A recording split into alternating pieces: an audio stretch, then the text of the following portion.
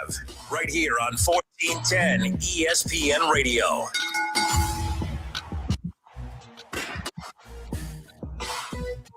If you really want to party with me, let me see what you got for me. Pull all your hands in my eyes to see. Straight Buck Wildin' in the place to be. Hey, what's happening? You know what we gotta do? What we gotta do, though? Gotta tell the streets. We back up. Hey. Ladies and gentlemen, thank you so much for joining us, whether that be on Facebook, on YouTube. We thank you for being part of our WrestleMania watch-along. We thank you. Let me get some unpleasantness out of the way. Yeah. So, last couple shows ago, we had Ari Alexander on the show. And so we were talking about like how Ari was training with Erica McGowan. And I said point blank, Erica she has a great look and could talk and all that stuff, but I said she didn't care about wrestling. Well, Erica got a hold of me and she told me, privately between us, that she was very upset and embarrassed by what I said, because it's not that she didn't care. She just didn't care about being a pro wrestler. And she wanted to stick with the thing. We had a conversation about it, but I feel bad that I hurt her feelings live on the air.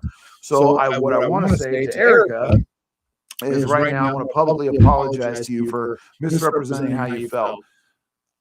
It came, believe it or not, it came from a place of love, because I do think you're talented. I do think you're special. I do think you could be great. But if you're happy doing what you're doing, stick with what you're doing. That's what's up. And I never meant to hurt your feelings or embarrass you.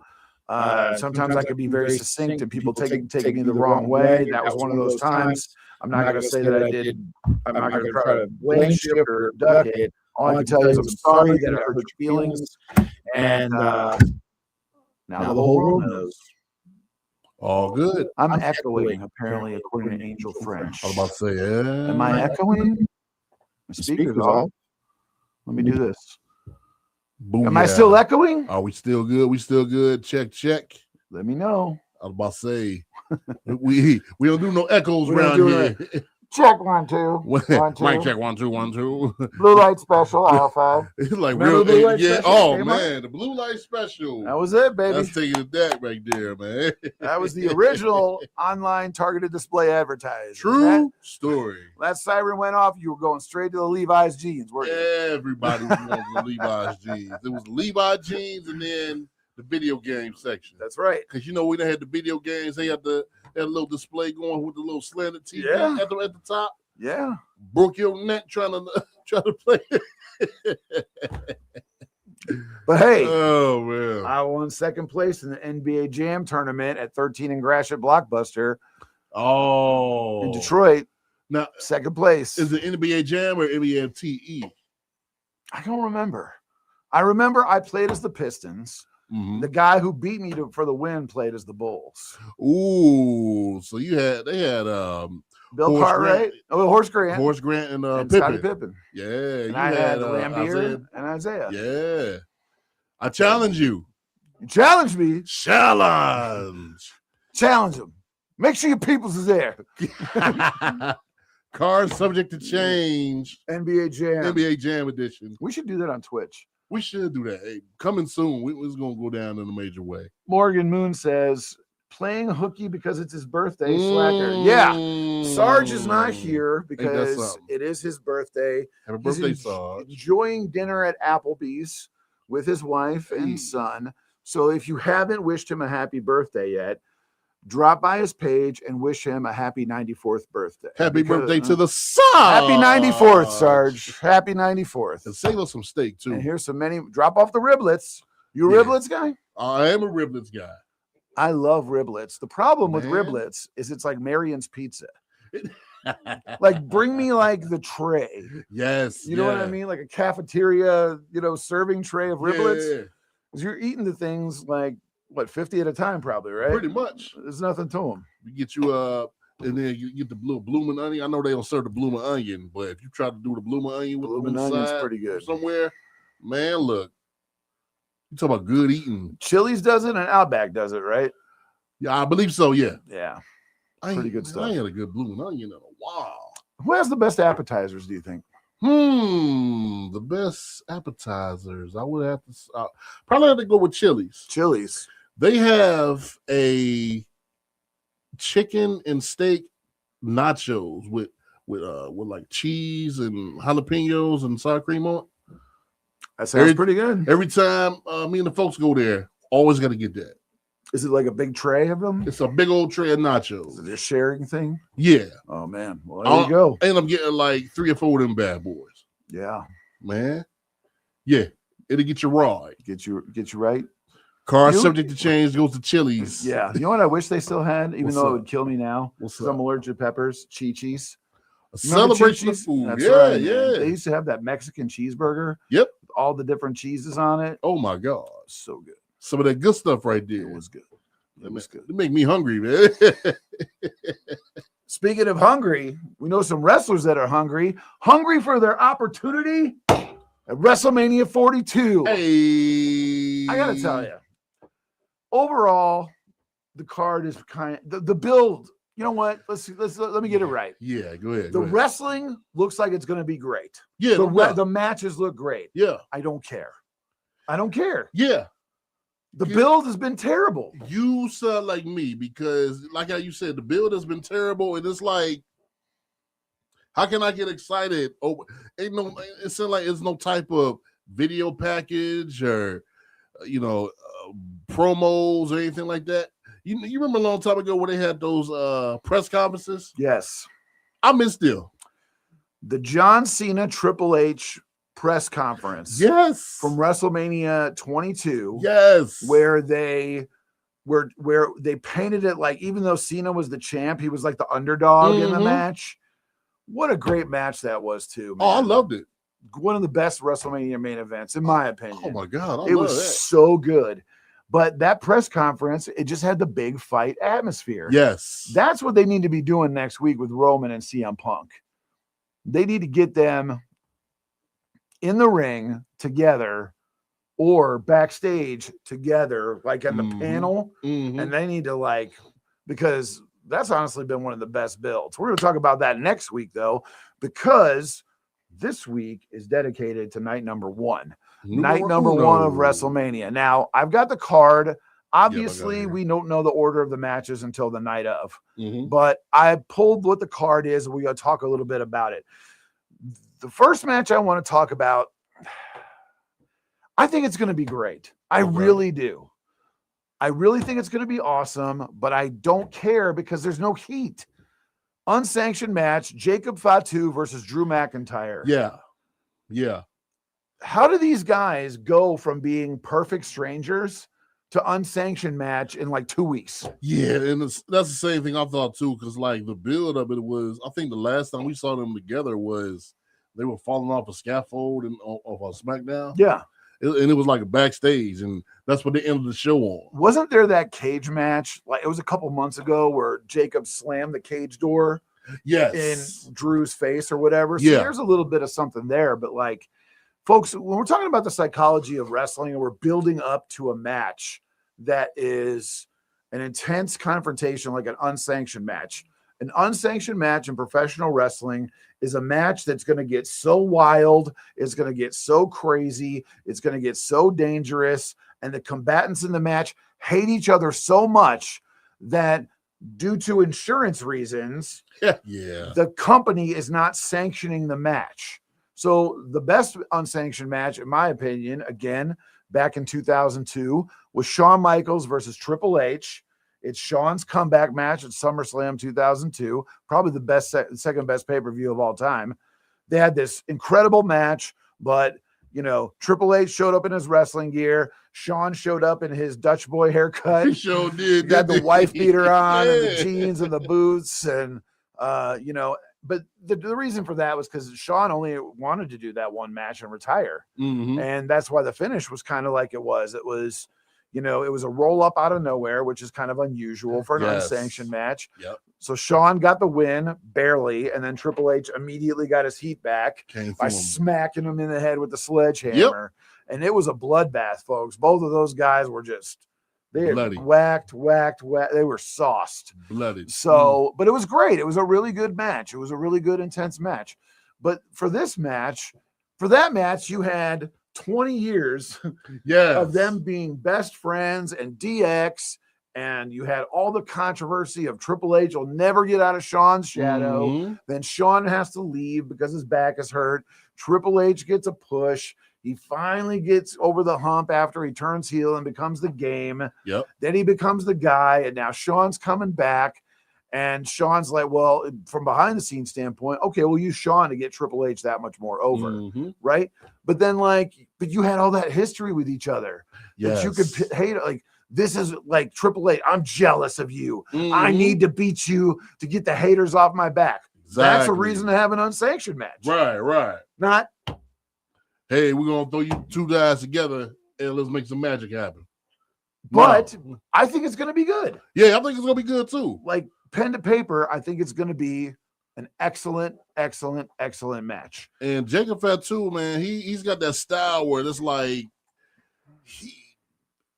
it's a crazy style that he has, like unmesswittable. I'll clean it up for the radio. Yeah, he's a cruiserweight Umaga. He's a little bit smaller than Umaga. He can do all the cool stuff Umaga did, and then more. You know, but he looks like Make a Difference for Rikishi. Clean it up. It's time to make a change. Stay off drugs, kids. Clean it up. He looks just like Fatu from the Make a Difference when he had the leather jacket on. You got to explain Make a Difference. You got to explain it. So Rikishi, you already know how Rikishi is. He the big old Samoan guy with the thong and doing the stink face and all that. The big butt. Yeah, the big butt.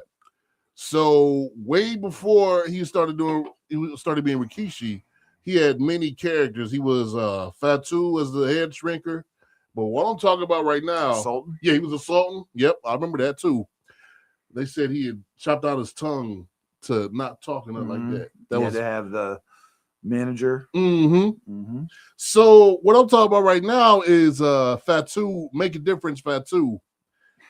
This was when he was out on the streets and he was talking about, hey, this drugs out on the streets. We need to make a difference. We need to clean up the streets. We need to do this. We need to do that. But it never got over with the crowd. No. It got over with me. I liked it. I thought it was good too, because around this time, this is when like New Jack City came out, Boys in the Hood came out. And while those movies both of them are excellent films, by the way, if you've never seen no doubt. But the point of the New Jack City and the point of Boys in the Hood was what? Increase the peace, stop the violence, stop the drug use, stop the gang banging. And so Make a Difference, Rikishi was kind of like a spin-off of that, would you say? It was almost like a rated PG version of New Jack City. Right. Like, hey, increase the peace, make a difference. Let's get the drugs off the streets. Unmesswittable. We're going to put it on the shirt. Idolaters. What a film. Bill Cobb. What a legend Bill Cobb is. Bill Cobb. Love Bill Cobb. Such a great actor. But that voice, that booming, so good. Idolater. Yes. Your soul is required in hell. It's so good. But, Fatu is kind of like the MFTs and it's just kind of a mess. It is.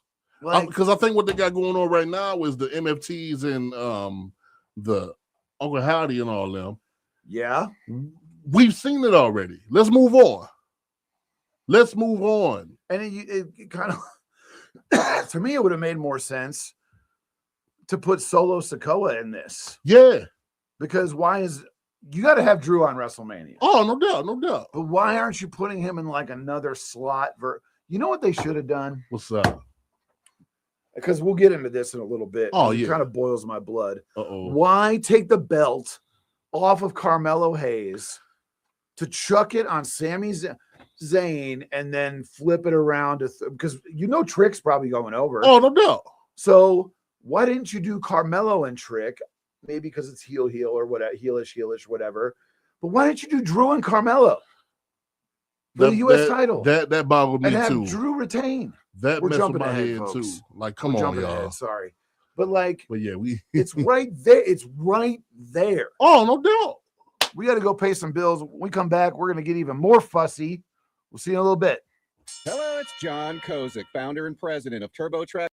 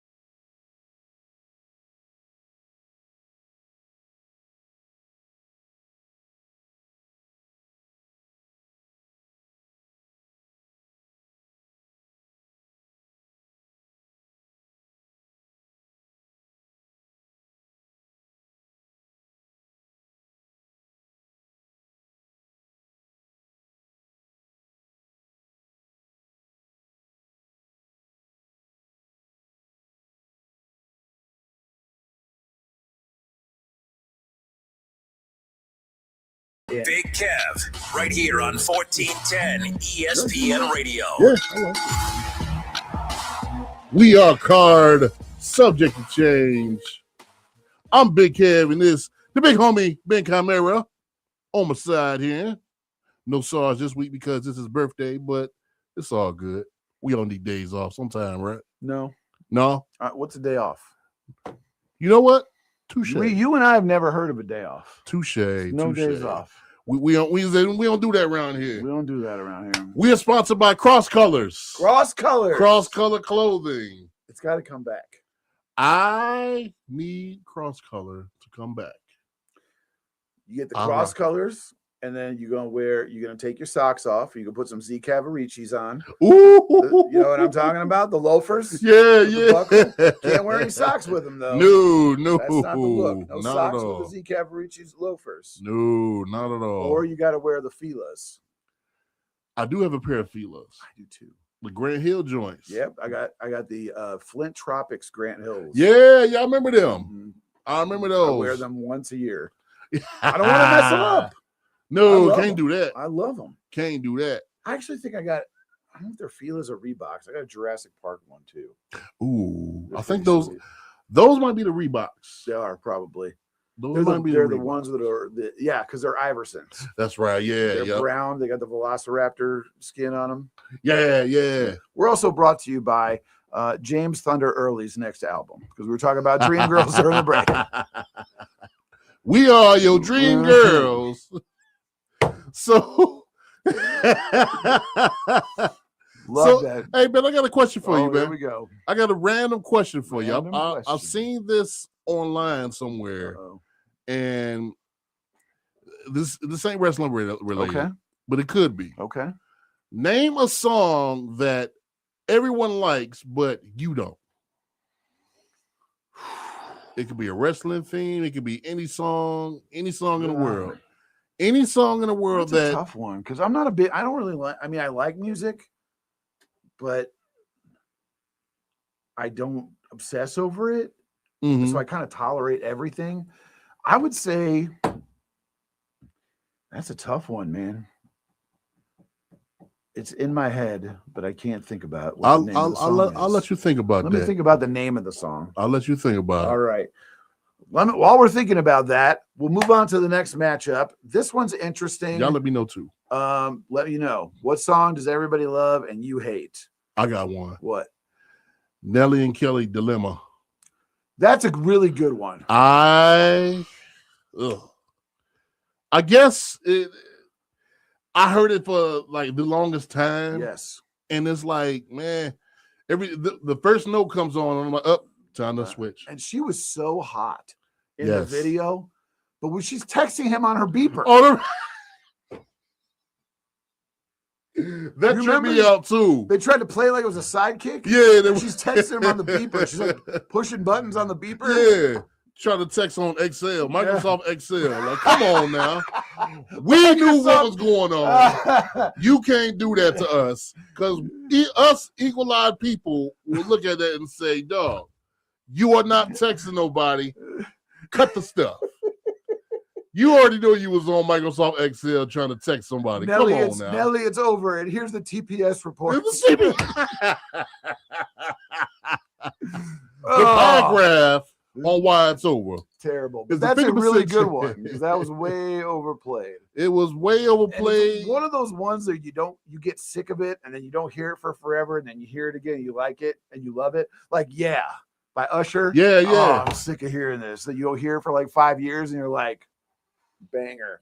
Other one, I still play it. Nelly, Ride With Me. Yeah. That's another one. Oh my God, they play that to death. And then you don't hear it for 6 years and you're like, it's one of the best songs ever. Yeah. I'll think about it. Yeah. I'll think about it. Y'all, still in my y'all head. answer the question in the chat too. What does everybody love and you hate as musically? So the next match to talk about is a big 6-man tag. It is I Show Speed. It's your boy. I Show Speed. Logan Paul and Austin Theory versus British Knights. BK. No? British Knights. You don't like the BKs? Oh, gotta. Here comes a hammer. Remember that? Yeah. Dude can still dance too. He's like 65, breaking it down still. Hey, still going at it. LA Knight and Jimmy Uso and Jay Uso.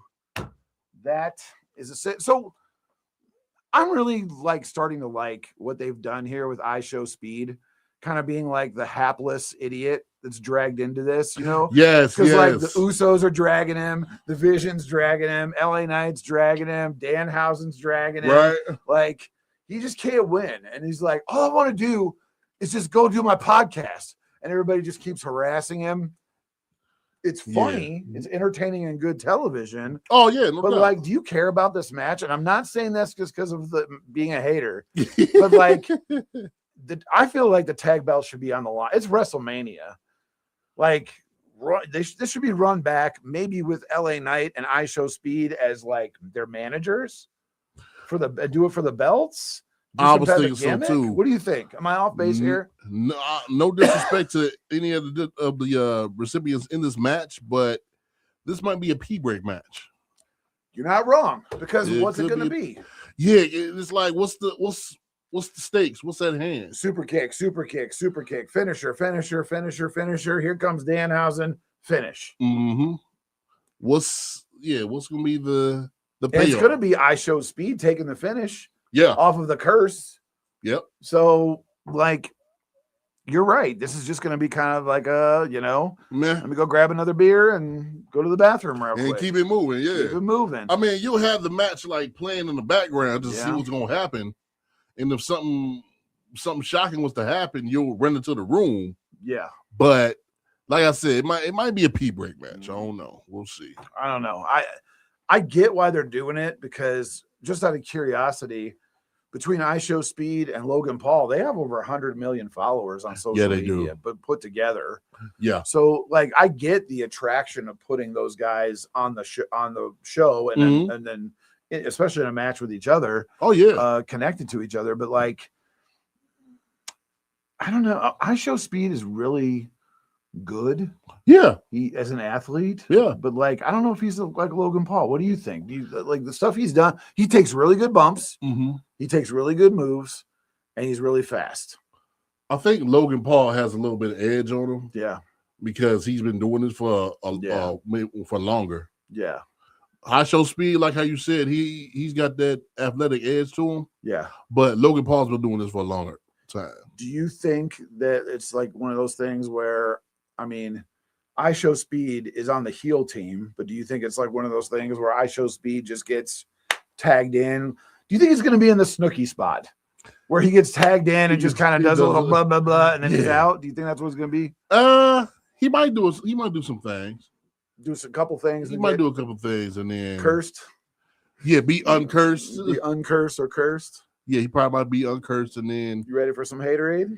What's up? Did you watch Raw on Monday? Yes, I did. Did you see him blow the spot where I Show Speed got into the ring? Yes, and then stopped I did. Because he was supposed to catch him. Yep. And then I Show Speed froze. Yep. Waited to get caught and then just kept rolling. I saw that. And then he had to get in the ring. I saw that. I saw at that WrestleMania. And I was about to text you too, like, hey, man, this is looking official. Here's what we're gonna do. What's up? I'm gonna get a bottle of Polish vodka for you. And every time there's a botch in that match, straight to the head. We're doing a shot. Straight to the head. We will be annihilated. We will be on the floor. Yeah. It'll be card subject to rehab is what it'll be after that. Card subject to rehab, and we are slurring through our words and 5 stuff. minutes into the match. Yeah. Terrible. Main event scene come around. We are Randy Orton. Oh my God. Randy Orton's coming out. Oh my God. I hear voices. Do you hear voices? Do you hear that? So who you got in this one? I gotta go with the Usos. Usos? Yeah, I gotta go with the Usos. Do you think this is gonna do you think they're gonna add a stipulation to this before WrestleMania, like make it a no DQ tornado thing? I kind of feel like that's what would happen too. I hope so. I think that'll be like a better match than just not because of the gimmick, but just because you could protect I Show Speed a little bit more by having him always in the ring, rather than just stand on the apron awkwardly and then wait for his choreography. You know, you talking about like the Danny Davis spot? Yeah. WrestleMania 3? Yes. Yeah. Just stand there holding the rope, looking around, like waiting for a few kicks and then come back out. Then you're out. Did you notice that they went the Usos went back to the old music? I did. What do you think about that as a music guy? I like the new theme. I like the theme, but it seemed like they didn't give it a chance. Because the people, do you think it was a good babyface theme? I thought it was a better heel theme. Which you talking about? The new one that they left. If they turned heel, that would be a better. Oh yeah, only if they turn heel and stop doing the yeeting and things like that. Then yeah, I can see them having that theme. They might be turning. I hope they turn heel. I think they're giving the yeet a rest. Yeah, it was so over though. Yeah, when he won the belt last year at WrestleMania, they were yeeting for like 8 minutes. Oh, no doubt. On Monday Night Raw, the Raw after WrestleMania, and the merchandise was just just flying off the shelf. Yes, the yeet stuff was like, I mean, like how you said, it was over. It was over, man. Like, it's so hard to get stuff over now. Oh, no doubt. And we'll talk about a guy who's super over next week, but like, it goes back to kind of being like, it's kind of like, I don't know how to say this without sounding really mean. Do it. This is kind of a match of guys who might be in the main event but don't have it. Yeah, I can see that. And I think Logan Paul and Austin Theory will definitely get there. But like, Jay had his chance, and it was good, but it was just okay. You know what I mean? He wasn't like mega over. You could put the championship belt on him now, and and it'd be believable, and the crowd would probably like it. But he's not Roman. We're not equivalent to Roman. True. And I don't think they'll ever see him as equivalent to Roman. But and then, people were kind of like messing. They were kind of like going kind of crazy over Jey Uso and like he's a botch machine and all this other stuff too. Jimmy and Jay are better as the sidekicks and on the microphone. Yes. Than they are being like the wrestlers. Yes. And I'm not saying that to knock them. They're just really good at that. Jay being completely unhinged. Jimmy's the voice of reason. Like, to me, in my opinion, watching this progress, did you guys push the wrong Uso? Is Jimmy, should it have been Jimmy instead of Jay? But then, you think about the behind the scenes stuff. True. You get 4 DUI arrests. We really can't make you the babyface champion. Exactly. Especially in this day and age. Back in the day, you remember when RVD got popped right after he won the belt with the marijuana, and he got in trouble for that. And they took the belt straight off him right away. And, people will bring up Jimmy's legal troubles. Jay's gotten the same type of trouble, but like, it was only once. You know what I mean? You can, when it's one time, you can, like with Booker T and the Wendy's robbery. That was his one time. And you could add that into the story like they did. I made a mistake as a troubled youth. Now look at me. I've completely redeemed myself. And I have but when you're habitual. Yeah. When you're a habitual offender. Exactly. For the same thing. It's like, come on, y'all. When is enough? I'd say you get 1 and that's it. And keep it moving. Yeah. You get 2, then it's ridiculous. So almost like the wellness policy. Yeah. And to me, this is a match of, well, you guys are knocking on the door of the main event. All 6 he is, well, except for iShow Speed. Well, all of you are knocking on the door, but you're not over or you're not good enough. So we'll give you a WrestleMania. Enjoy this 6-man tag match. Right. For no reason and no purpose. No rhyme or reason. If you were to put someone in the main event out of this match, who would it be? Who do you think is the next dude? Is it Logan Paul?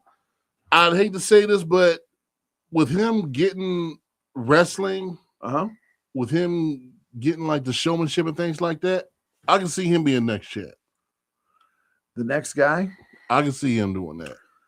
I think it's kind of like one of those things where it's like the Taylor Swift, Travis Kelce thing.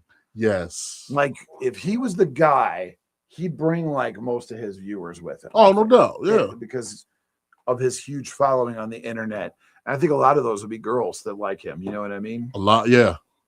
So a lot of girls with the eyes on the product. It would make sense, to do that with him. I don't think Austin Theory is there yet. I don't know. What do you think? I still see him as like a tag guy.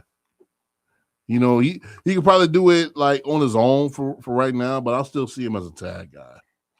I didn't realize how small he was. Yeah. I used to think, oh, this guy's like 6'5" or whatever. Mm-mm. And then he's standing next to Logan Paul. He's probably like 5'11". Pretty much. Oh, weird. But all muscle. All muscle, though. He looks great. I'm not knocking him. I'm just saying I thought Vince picked him because he was like, Jack, the next to the giant gills, yeah. anybody was. All right, we got to go pay some bills. When we come back, the WrestleMania Night 1 recap continues. We'll see you in a little bit. Polking Bowling Centers are your connection for family fun or a great night out with friends. Looking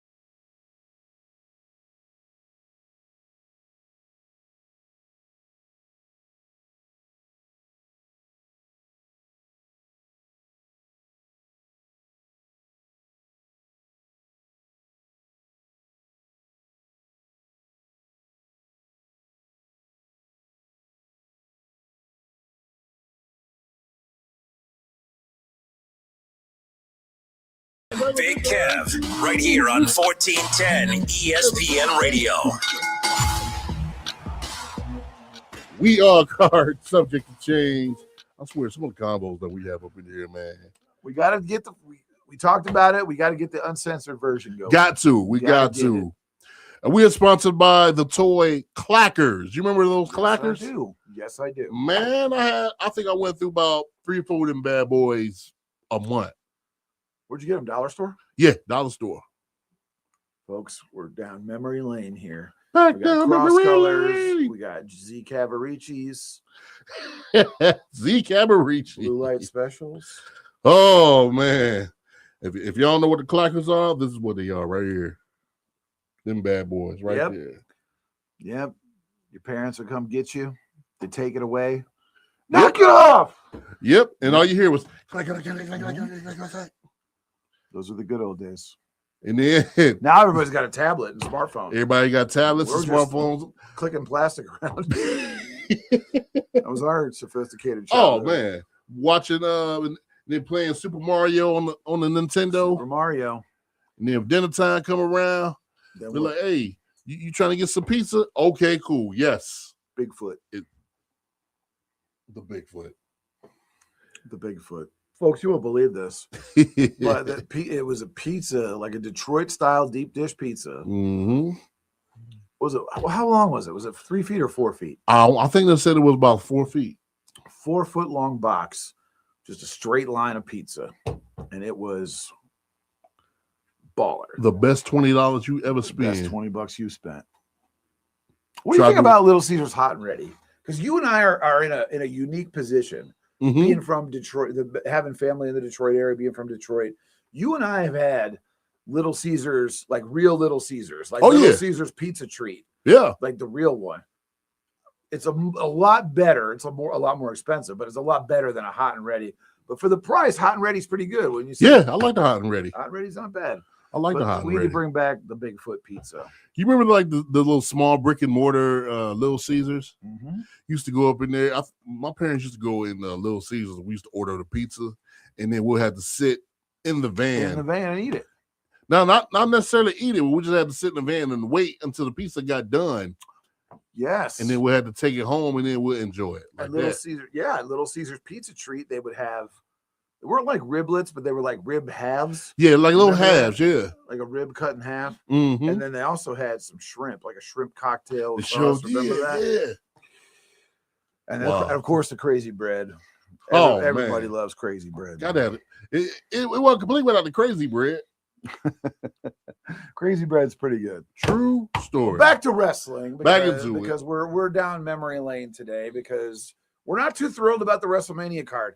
It's going to be great as far as matches go. Oh, no doubt. You know, I'm excited to watch. This is it. I'm excited to watch it. That's the thing. But I'm not like let me scratch that. I'm anxious to watch it. I'm looking Mhm. forward to watching it. I hope you guys join us to watch it. But like it just doesn't get the blood pumping except for a few matches. This one, the next one we're going to talk about here, it feels like this one should have been like a main event match, and that's Gunther versus Seth Rollins. Oh, yeah. And what a rock and a hard place this is, because let's say this is a clean finish with no tomfoolery. Who do you have win? Seth kind of needs the momentum going up against the Vision, Mm-hmm. but you backed yourself into the corner because, and ironically, unironically, Gunther is now in the Goldberg space. Yeah, Your entire gimmick is that you never lose. exactly. So how can you lose? The only possible solution here to save face is the most predictable one, and that's get Braun Breaker or Bronson Reed involved. Either that or they probably might do like a double DQ or a double count out or something like that. Do you think people would be cool with that at WrestleMania? Like a double count out? Not as cool like how they were like long time ago. Yeah. Long time ago, they could do like a double DQ or anything like that. And then it's like, okay, brush off the shoulder, Right. next match. Mm-hmm. Now it's like people will be like, oh, they'll chant BS. Because you've hyped WrestleMania up so much to be this thing. And a non-finish always kind of comes off as a to be continued. Yes. So if everything at WrestleMania is supposed to be big time and decisive, not having a decisive finish, to your point, is going to make people upset. Mm-hmm. But there's really like whoever wins the match, the other guy loses. Pretty much. And if you do a non-finish, you're going to have to do something so big and so exciting that the crowd forgets that it's a non-finish. Right. So whether that's a Braun Breaker return, or I can't even think of anybody else returning. The only thing that popped in my head that would be cool, that would probably get some interest, would be if like Royce Keys joined the Vision. That'll be baller too. Like you have Braun Breaker come in, Seth dusts him, gets rid of him, and then all of a sudden here's Royce Keys and bam, bam, bam. You know what I mean? So like, I think that would be good. If they kind of turn on that, if they kind of did it like how WrestleMania 6 with Piper and Bad News, would they just never seen that match before? Kev? Never seen that before. No. We're not allowed to watch that match anymore, Kev. You got to get off the. You can't even see it on okay. No, you can't even see it on Peacock. That's wild. You can't even see it on Netflix. No, you can't. Yeah, that's wild. But that match was like a double DQ, and they fought outside the ring. Yeah, they kept on fighting outside the ring, and then they never want to get back inside the ring. Nobody wanted to lose that match. That match, the way that they set it up, yes, Roddy Piper was, folks, if you haven't seen it, just so you know, Roddy Piper was in 50% blackface for the entire match. He painted half of his body black for some reason. I don't even remember now the reason he did that. Do you remember? Nobody does. It was weird. Nobody does. But like on paper, that should have been a banger of the match. Oh, no doubt. But you're right. They could just fight and brawl to the back and keep the party going. But I still think people would not be a fan of that. I don't know. What do you think about, take a quick sidebar though, since we're on the topic? We talked about this off the air last week. How hyped are you for Bad News Brown in the Hall of Fame? I am hyped for that. Boom. I am hyped for that. Now, I know it's kind of frustrating, though, because all due respect. Oh, yeah. Not having Bad News' daughter there, not having Sid's family there to induct them, just doing a little thing up on the screen. What is that, man? Like, come on now. That's something I don't get right there. Oh, they're in the legacy wing. What is that? Sid wrestled in the 2010s. What's the legacy wing? Like, come on, put them in the same ordeal as you put Stephanie McMahon. Yeah. The same ordeal that you put in Demolition. The same ordeal that you put in AJ Styles. Yep. They put in the work. And they deserve it. Bad News Brown and Sid, they both put in the work. Yep. To be in the Hall of Fame. Why not do that? Sid was such a huge star. But he was a huge star during the wrestling, the downturn in the mid 90s. You know what I mean? Like he was like probably easily a top 3 star in all of pro wrestling from like 93 to like what 95. Well, yeah, 95. Yeah, big 2-year run there. I mean, he's still in the business after that, and he was still valuable. But that's when he was at his peak. Oh yeah, you know, and they had the WrestleMania main event with like even that. That's a perfect example of what we're talking about here. Yes, because it's Hogan, it's Sid. You don't do a finish. You have Papa Shango kind of waddle to the ring. He sure did. They said he missed his cue. Right. He's just like, what am I coming? What am I doing? And you know, Papa Shango would have been great foil for Hogan. Oh, no doubt. But the crowd's taking a dump on that whole thing. Yes. But here comes the Ultimate Warrior. Exactly. And they lose their minds. Yes. And the Hogan Warrior posing together and hugging in the ring at the end. Yeah. That got the crowd right back into no doubt. Yeah. Right back into it. Because Warrior had been gone for 1.5 years at that point. So they tried to. You remember when they tried to think there was a different Ultimate Warrior? Yeah, because he got off the juice and he lost like 40 pounds. Yeah, still look great. Still look still looked phenomenal. Yeah. But he lost some mass. And then I remember when the rumor was it was Kerry Von Erich. Yeah, I remember that. Kerry Von, the real Ultimate Warrior, had passed away, and Kerry Von Erich was the new Ultimate Warrior. They said it was his brother or something like that. I'm like, nah, man, that's Warrior. That's Jim. But what would you do in that situation in this one? Like, what could you do that would be like, let's say it's a double DQ finish with Gunther and Seth. What would you do? How would you create that kaboom moment that would make the crowd forget about a finish that they hate? Somebody is going to have to come back. Somebody either is going to have to come back or make a debut. But who? Like how you said, if they was against somebody that's least expected, like Royce Keys or somebody like that, that'd be baller. That'd be baller to me. Or you get somebody that's coming up off NXT. Imagine getting called up to the main roster from NXT and you make your debut at Mania. Enjoying the vision. Enjoying the vision, yeah. Who would be the dude? What? See that? NXT kind of seems hot with the women right now. Yeah, it is. And not that they're hot women. They are hot women. Oh, no doubt. But what I mean is like that seems to be like the most intense thing going. Yes. Like this thing with Sol Rucka and her partner. Yep. I can't tell if they're like romantically involved with each other, but like they're doing a really good job talking about like the breakup, the broken heart of a friendship or whatever.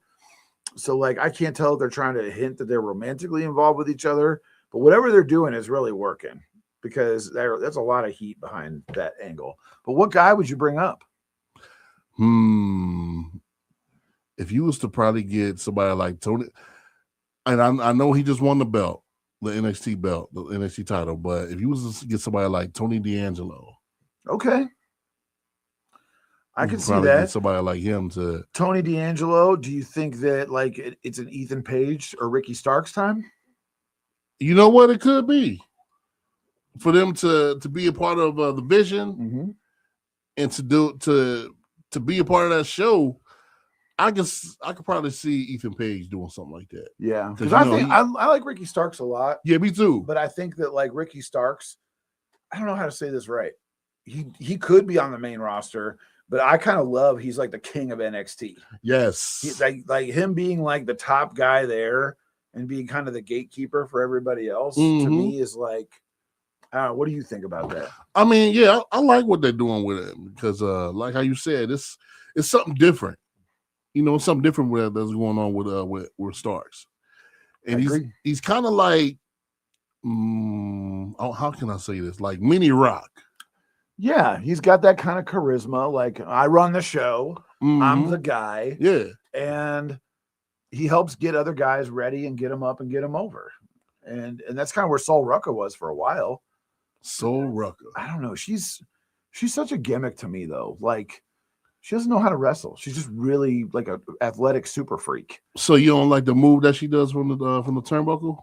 I think that's super cool, but how can I say this without sounding mean? It looks super cool, but you got to really cooperate with her to do it. It's choreographed. It's too choreographed. Right. Like it's never like, so like she does an inverted like 450 splash or shooting star press off the rope and catches someone in a RKO. Yeah. With an RKO, it's RKO out of nowhere. It's a diamond cutter out of nowhere. You can't do that with that move because I've got to stand there and wait for you to do it. Exactly. And stare at you doing it. It's phenomenal looking. Yeah. But it's not very realistic to me. Almost like Eva Marie's sliced bread number 2. Yes. So you got to cooperate a whole lot with that. Right. It's like, dog. Like, come on now. I was watching this dude in my algorithm was posting like, is this the best counter for a headlock ever? And this guy, it was really kind of cool. So he had him in a headlock. The guy that was in the headlock wrapped his body around, hooked the guy's leg and rolled him through like for an Oklahoma roll. Oh, it was cool looking. However, hear me out, folks. The guy had him in the headlock. He just let him go. Wow. To get to the roll. So was it cool? Yeah. Was it slick? Yes. Was it athletic? Yeah. Yes. But why? If we're really fighting, and I've got you by the head, folks, in UFC, a headlock is a finish. Yeah. People tap out to the headlock. Oh, no doubt. So why would I just let you go? Yeah, exactly. As big as you are, if let's say I got lucky, boom, I'm on top of you, I've got you by the head. Why would I ever let you go? Yeah. Until the fight was over. Never. No, exactly. I'd make you break the hold. Oh, no doubt. You know what I mean? Yeah. Because I've got you. I'm not letting you get up. Big as you, strong as you are, I'm not letting you get up. No, it ain't happening. Nope, I don't think so. All right. So hopefully this match is cool. I think it'll be an excellent match. Excellent, but there's not a bunch of steam behind it. This might be a good WrestleMania just to watch and take notes and study. Well, yeah. Learn some good wrestling. All right. We got to go pay some bills. We will be back shortly. See you in a bit. The Montgomery County Clerk of Courts Help Center brings the court.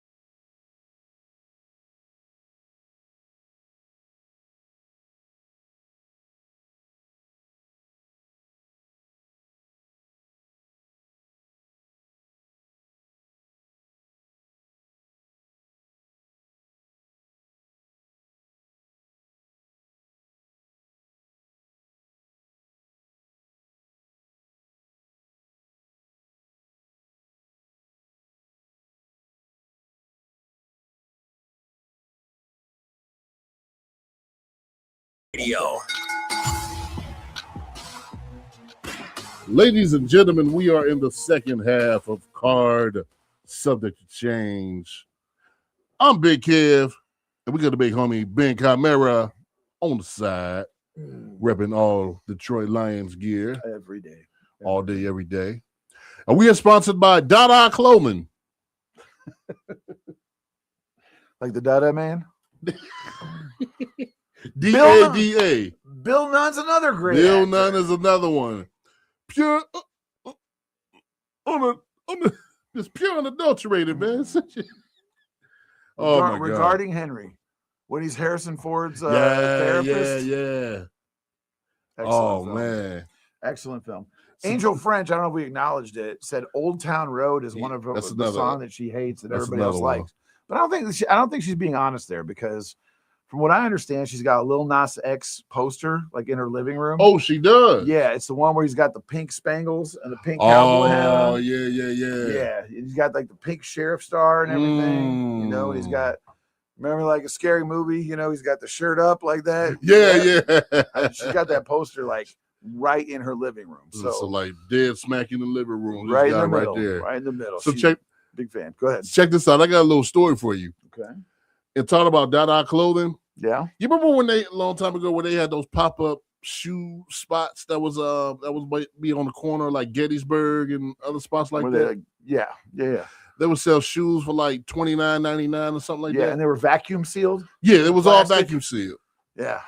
A buddy of mine, he went to go get some shoes from over there, and he thought it was a Dada Supreme. Mm-hmm. He wore them to school the next day. That bad boy said, "Bye-bye." You ever? We ain't seen them shoes ever again. I'm like, dude, you there? There ain't no Dada. That's Baba. You remember Gibraltar Trade Center? Yes. They sell the fake Jordans, and these cats it'd be like a backwards Jordan symbol. Yeah, yep. Or he'd have like a big nose or something like that. Jordan got two hands up. Yep. He's got a football. Yeah. Never God. Never got old. And we raking them over the coals. And we used to crack over them dudes, man. Oh my God. Like, come on, y'all. You don't go to some spot like that, get some shoes over there, and then not to expect to get cracked on.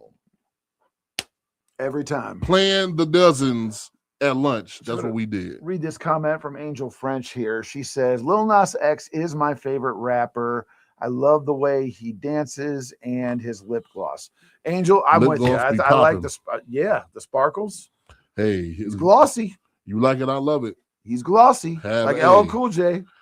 That's the different type of glossy. Hardcore rapper, but he's glossy. Hardcore. He's glossy. He's hardcore rapper, but he's glossy. But he's glossy. He said, no Vaseline or nothing like that. Nope. It's just lip gloss. That's right. Bacon grease. You got bacon grease across your lips. All right. We got the girls coming up for the next two segments. Hey. This one is devoted to one match. Next segment is going to be two matches because it's kind of the whole situation is kind of weird. But this time, I think we got to talk about this one because on paper, it seems very interesting. It seems like it's going to be a car crash. We're talking about the fatal four-way match for the WWE Women's Tag Team Championship. And what a fatal four-way match is the first person to score a pinfall or a submission wins the belt for their team. There's no countouts. There's no DQs.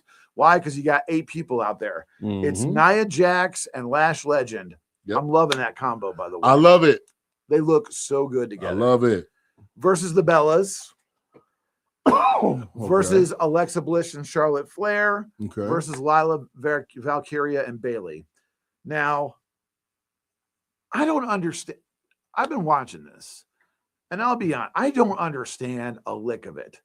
So you had Bayley go on like a losing streak, right? And that's typically what you do when you're about to turn somebody heel, right? They lose, they get mad, they turn heel. So like the story it seemingly like they were trying to tell was Bayley is losing her mind. She's becoming unhinged, but Lyra's here as her friend to talk her off the ledge and bring her back to reality. But just like with the John Cena finish, they're not doing a good job of telling that story. No, not at all. It went from Bayley's insane to, we're good now. Yeah, pretty much. We're good. We're cool. Pretty much. No drama. Alexa and Charlotte are super over still. It's a great tag team. It's a great combination. Oh, yeah. I wouldn't break them up anytime soonish, at least until maybe next WrestleMania, in my opinion. Right. The Bella twins are 42 years old, and they're better than they've ever been. True story. They're having the best matches of their career. They look like wrestlers now instead of the skinny Fredericks of Hollywood models. That's where they came from, folks. Yeah, they did. Johnny Ace pulled them out of the catalog. But anyways, but the point is like they put on muscle, and they're like their work is really good. Oh, yeah. Especially for being 42-year-old women. I'm not knocking women. I'm just saying, like, at that point, most people are done. Like, you've got freaks like Trish Stratus. Yes. Freaks like Lita who can, like, they're in their 50s now, and they can still go at it. Still go. Still going at it. And I think the Bella twins, they get a lot of flack because of, who they slept with in the past. Yes. Nikki Bella and John Cena, and then Brie and Daniel Bryan. Yeah. It's like, let's put that to the side a little bit. Yeah, look at their work now. They're good. They're good. And then, like I said, Nia Jax and Lash Legend are fantastic together. Yes. They play off each other really well. I'm kind of glad, like I said, now that they went to this, I was like, oh, Lash has to win the Rumble. Oh, Lash has got to ascend. But now that they're doing this, that's a good move. This is really good. I'm kind of hoping they retain. Me too. But if they do, there's going to be some sort of turn here. There's going to be some sort of drama at the end of the match. Because when you're writing wrestling, if the heels win, there's got to be some tomfoolery around it. You know what I mean? So Charlotte and Alexa might split. I actually think that the split's going to be Lyra Valkyria and Bayley. I'm thinking so too. Because Bayley, if they're setting up for a heel turn and then you bring her back to normal, her turning is going to be shocking now. Yeah. Rather than spoon fed. The Bella twins, like, they just put out a bunch of merch for them. You know what I mean? I can't imagine splitting them up right now because you got all these Bella twins, Funko Pops, and T-shirts and all that stuff. Well, they've been there, done that before too. Yeah, with the whole split between the Bellas. Yes, we've seen that before. Let's move on. It's pretty cliche. You know what I mean? It's better to do something different, and I think that splitting. Do you turn? I think you probably turn Bayley heel. You think so? I would say so because it seemed like Lyra Valkyria, she got the fans on her side with the whole theme that she has. The theme, woo. Yeah, she's got a good entrance. A lot of people don't like the wings. I think it's unique. Yeah, I like the wings. I don't know why they're having a Irish girl doing a Viking gimmick, but whatever. Yeah. That's kind of weird. But like I would do with her, I would get her like Finley. You know what I mean? Yeah. I'd get her in the Celtic crosses and all that kind of stuff, and the green and the black and white. That would be a good fit for her. But her name is based off of a Viking thing, and it's just, I don't know, it's kind of weird. But like you're right, like. The shocking thing would be for it to be Lyra, only because the crowd, like, they're into her entrance, but like, what is it about her that's kind of off? Like, she's really attractive. She's got a great physique. She's a good wrestler, but for some reason, the crowd's just like, bleh about her once she gets in the ring. That SummerSlam thing with Becky was terrible. Oh, yeah. I remember that. I remember what you talking about right there. Yeah, that didn't do her favors. No, not at all. When she was tied up with the zip ties. Yeah, and then she came out and then she got loose and then tried to go back in. Yeah. Yeah, that was crazy. Like we saw that. Yeah. HD cameras. Come on now. But I think what it is with Lyra is like I don't think she could be believable as a heel. Is it because she's too cute? Like too like little, not little girl, but like too. Because you had some petite ladies for heels. AJ Lee, she was heel for a little bit. Yeah. So it's kind of hard to pinpoint how she's not really believable as a heel, but it's kind of like hard to pinpoint why. I don't get it because I'm with you because like she's kind of a dork. I don't know. You know what I mean? Like, I wouldn't be trying to do like a serious thing with her. I would make her like a nerd or I don't know, something that was more along the lines of her like real personality, it seems like. Yeah. Trying to make her like, I'm going to stand toe to toe with Becky Lynch and we're going to, bang it out in the middle of the ring, dukes up. Like it just doesn't seem like that's her. You know what I mean? I kind of see her doing something like, Legend of Zelda type of ordeal. There you go. Link. Something fantastical. Yeah, something like fantasy, like almost like I said, Legend of Zelda type. Yep. I'll take it back to the old NES, the very first one. Triforce. The Triforce, yeah. It's dangerous to go alone. Take this wooden sword. Take this. But you're exactly right. But so who do you got? You think that Lash and Nia retain? Gotta go with the aunties on this one. Yeah. Gotta go with the aunties. Auntie Nia and Auntie Lash. They both look like aunties to me. They do. They do. Like, who brings the casserole to Who- the cookout? Who gonna bring this? They look like the aunties that at the barbecue that you'll probably hang with. Yep. But they're gonna be there for a little bit and then bounce. Yep. They're coming. They're getting a plate. They're gonna say their highs and hoes and keep it moving. You got the Hennessy in the jacket. Yep. Hiding it, bringing it in. Come on over here. Have a sip. They're gonna smell like White Diamond. Yep. White Diamond. Yeah. They're gonna smell like White Diamond. Hair fresh. Hair always gonna Nails be fresh. With the heels on. With the heels on. Yeah. In the grass. Yeah. Heels on in the grass. Heels on in the grass. And then, but like once they get inside the house, watching TV, they might take the heels off for a little bit and then they're gonna dip. Yep. They ain't gonna be there long. True story. Maybe that's the name of their team. The aunties. Aunties or casserole queens. Who got the Why are there raisins in this casserole? Yeah, there you go. Who put the raisins in Who put here? the raisins in here? Are these cashews? What's wrong with you people? They got the best macaroni and cheese recipe going popping. That mac and cheese that comes in the tin.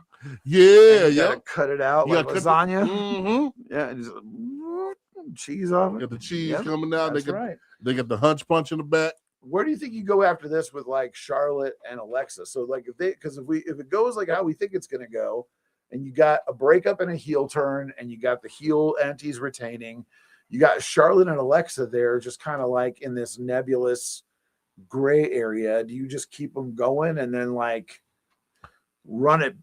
I guess maybe I saw it on SmackDown where they had Charlotte and Alexa versus Lash and Nia. And I was like, why are you giving this away on free TV? Yes, exactly. Why is this not a PLE match? Right. Why isn't this one of your bigger matches of the year? Yeah, they fumbled the ball on some of this stuff right here, man. And I get that. So like when you're writing wrestling, if something goes off the tracks, it affects everything else that you do. I know that sounds weird, but like every other storyline, TV shows and movies don't have to worry about this. Yeah. Because there's no injured reserve. Or if someone gets injured, they shut the movie down until they get better. It's not like that with wrestling. Right. You get injured on Monday, guess what? There's a show next Monday. Sorry about you. The show rolls on, you got to replace the performer, right? So like when it comes to Charlotte and Alexa, they're so over and they're so entertaining together as an odd couple. You would think that you got, I mean, Nia and Lash are just monsters. Yes. Like Charlotte's 6 feet tall, but she's athletic and lean. Oh, yeah. Alexa's 5'1" and 98 pounds. Right. You got a lot of really interesting combinations there for wrestling matches. Oh, yeah. Lash is 6'1". She's easily, 250, 260. Yeah, right around 250 or so. Nia Jax, 6'3", 280. These are not small people. No. So do you do a finish in this match that would like lead to them running it back and trying to get into a program with each other? Or do you run away from these three entirely and move into something else? I would say with WrestleMania being like the season finale, I would say have Nia and Lash go over against all three teams. And then I would have Charlotte and Alexa probably do the APA spot. You remember when they did the little breakup scene? Yeah. And they did the APA They broke up as friends. Yeah, they broke up as friends, but they're going to go back into the whole man, we never was friends type of ordeal. But then I'll say they probably break up like that. And then oh man, this never was working. I want to go ahead and do my own thing. I'm trying to get more championships. Oh yeah, I want to get more championships too. So they're gonna break up, and then when the time is right, they'll come back together and do it like how they do. That could be a good way to go, because when you break up as friends and like, oh well, it was kind of like with the Dudleys too, because they just got drafted to different programs, and it went with Reverend Devon, and Bubba kind of just stayed the same. But then with APA, it was like Ron was just Ron. Yep. And then Bradshaw became JBL. Bradshaw became Stan Henson for a little bit, and then JBL. Yep. but it was, it was a reinvention for both. Obviously, it really worked out for Bradshaw. I think Ron was at the end of his career. Yeah, It was just kind of like, because when he was tagging in the APA, when they were heels, he would just get in and put the heat on them. You know what I mean? It would never, if you remember before they broke up, they didn't even wrestle. They just did the "we're for hire" bit. They sure did. They Yeah, didn't even wrestle on protection agency. Protection agency. So, aunties for the win. I say aunties for the win too. Should be an entertaining match either way. You know what's going to be the best part of that match? What's that? Everybody's fresh gear. True story. That's going to be sweet. I can't wait for that. We got to pay some bills. We come back, we're going to talk about some more women's matches. Stay tuned. We'll see you in a little bit. Gem City Water. We're a local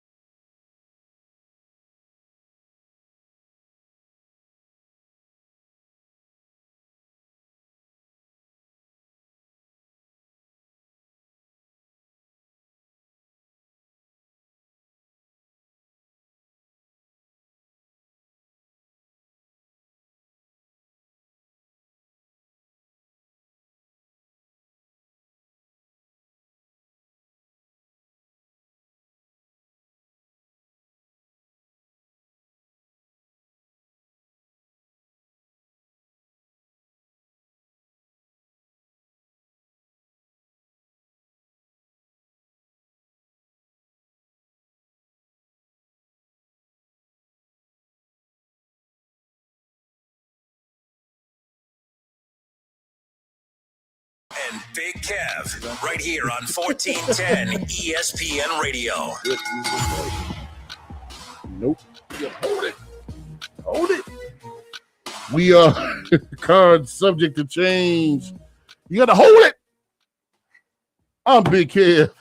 He's Big Chimera. And we are sponsored by the WCW hotline. Oh, yeah. You remember the number? The hot rumors. I don't remember the number, though. You know what I remember? 1-800-COLLECT. 1-800-COLLECT. That's Yep. what I remember. Remember that too. 1-800 call ATT. Did you ever call your mom? It was like at the tone, say your name. Mom, pick me up from school, and then hang up. Yep. Did that many a times. Yep. Did that many a times. It was another one a long time ago. It was like the long distance code that you had to put in. Was it pound 827? Close. I think it might have been that. But what I was thinking of, I think it said it was like 10297. And they had a jingle about it for the longest time. And it was like, oh my God, I can't get this song out of my head. Do you remember the NWO NASCAR? I remember that. It's pretty cool. The jackets were really cool. I love the jackets. Where they had like the white fire all around them. And everything, man. Those were sharp. I need that. NWO Racing. Oh man. Try doing that now. Couldn't. It has to be like a tag team or something. It can't be like John Cena Racing. It's got to be like NWO or DX Racing or the Vision Racing. But NASCAR, I don't really hear much about it anymore. Yeah, I don't either. Do you think it's because Michael Jordan showed up and just started kicking everybody's butt?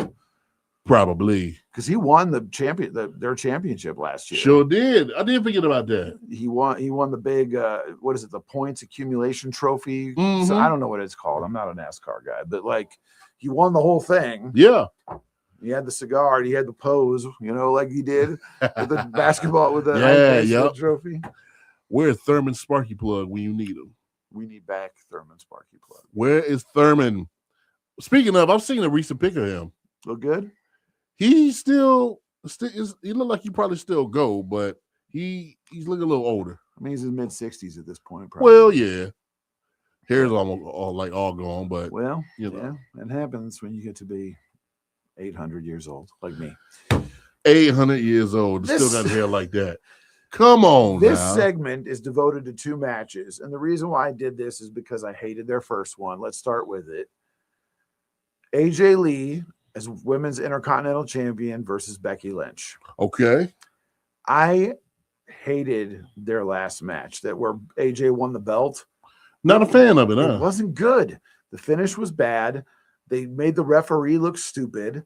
It didn't make any sense that she did the octopus stretch for the submission. Yeah. After working on Becky's leg, because Becky wouldn't be able to stand up and hold her up. Right. Stretch. Yeah. So that made no sense. They just don't have good chemistry together. But I want to ask your opinion. First of all, did you like the match?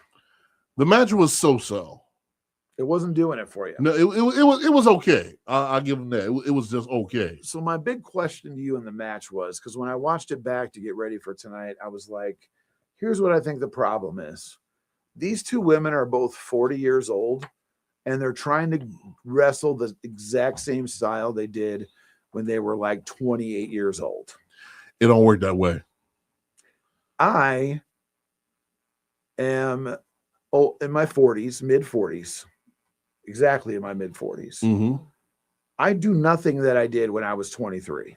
So you're not flipping off the top rope or nothing like that? I never did, but I'm not doing like the run. And I used to wrestle more like, when I first started, I wrestled more like Chris Jericho, minus the flips. Oh, yeah. Okay. Then I moved into wrestling more like Triple H and Ric Flair when I was like hitting my peak, where I would chain wrestle and do fast stuff and do like running, jumping stuff, whatever you want to call it. And now I wrestle more like JBL or Stan Hansen. I rarely leave my feet because I'm not knocking anybody, so don't at me with this. Most independent guys getting in the business now are very small. Yeah. You've seen it. Yeah. You see me and Sarge in the ring standing next to each other, we're the same size. You see us standing next to anybody else, we look like Andre the Giant. Yeah. So I wrestle that style because I don't want to take that many bumps and do this and that. But when AJ and Becky are trying to wrestle like that at age 40, it doesn't work that way. Like you said, yeah. it's not. Father Time is undefeated. Right. And it's not that you can't put on a good show. And it's not that you can't even have a 5-star match. You can. You just can't be doing corkscrew moonsaults and all this other, trying to do all this fast up and over. Right. Spinning duck under, tunnel under. You especially with the damage that they probably both have to their bodies, where they can't do what they did when they were fresh and not all banged up. Right. So I'm not really looking forward to this one per se. I'm looking forward to it in the sense where I want to see if they can redeem themselves, if they can have that big bang up match. You know what I mean? Oh yeah. But who do you have in this one? Do you think Becky gets it back here, or what do you think? You know what? I'm thinking Becky might get the belt back. I mean, I like AJ and everything like that, but I don't think she's probably going to be there for a long time. She feels like a part-time mid-carder. Yeah. Like they're not going to put the big belt back on her. No. Either one of them. And like when I sit and think about it too, again, I hate sounding negative. However, could you imagine like AJ versus like Rhea Ripley? Oh my God. Rhea Ripley, she'll tear her apart. Eat her alive. Yeah. Tear her AJ apart. Lee versus Bianca Belair. I can see something like that. Think so? Okay. That'll be a good athletic match. Bianca, or not Bianca, but AJ Lee versus Io Sky. I can see that too. That'd be pretty good. Maybe I'm wrong then. I was about to say that could. It has potential. I can't. Io would have to like really slow it down. Well, yeah, I can see that. Io's like 27, 28 years old. She's like just now hitting her prime. Yeah. Her prime. And AJ is not. I mean, is past it. I'm not saying I hate being negative about wrestling because I love wrestling, and I hate being negative about wrestlers because I know what the work that goes into it. But like, I'm just not looking forward to this one. The only thing I'm looking forward to is, can they have such of a match that it surpasses the one that they had? Do you think they're going to do it? I'm thinking it may be a little better. I'm hoping so because it's Mania. And you know, with Mania, everybody likes to bring out all the stops. You know who needs to produce this one? Abyss. Ooh. Abyss is the new Pat Patterson, in my opinion. Yes. Abyss is like the finish guy. He's awesome. And I think if he comes up with something good here, I think that they could really do it. But I think they got to slow down. At this point, it's personal enough that they can go slow and just bang it out with each other. You know what I mean? Brawl, wrestle, try to tap the other one out. They both have a submission finisher. You know, they both have a really powerful like move set where they could jump on each other. The thing is, they're also like Becky, to me, again, I'm sounding negative, I'm sorry. No, I think Becky's an amazing worker. Oh, no doubt. I always wish she was 15 to 20 pounds bigger than she is. Yes. She's beautiful, but she's skin and bones. Stick figure. But she's good. Yeah, no doubt. AJ's even smaller than her. So to watch them just kind of go at each other, they've really got to ramp up some sort of psychology or spots there. Otherwise, it's going to look like a cat fight. Yeah. You know what I mean? That's what I'm thinking about, too. Like you watch Nia Jax and Charlotte bang it out. That looks like a brawl. Oh, no doubt. You remember that one where they kind of started going at each other a bit? They're slapping each other in the mouth. Charlotte got her lip busted open. That looked like a fight. Yeah, it did. And that was believable, too. Right. If they could kind of get the spirit of that and bring that intensity, I think it'll be all right. I think it'll be okay. Yeah, I can see that. I can see that happening. Like I said, it's Mania, so they're going to bring out the stops for Mania. All the stops. All the stops. Not some of them. All of them. All of them. All of them. Speaking of stops, who's going to stop the Detroit Pistons, bud? Nobody. Number one team in the East.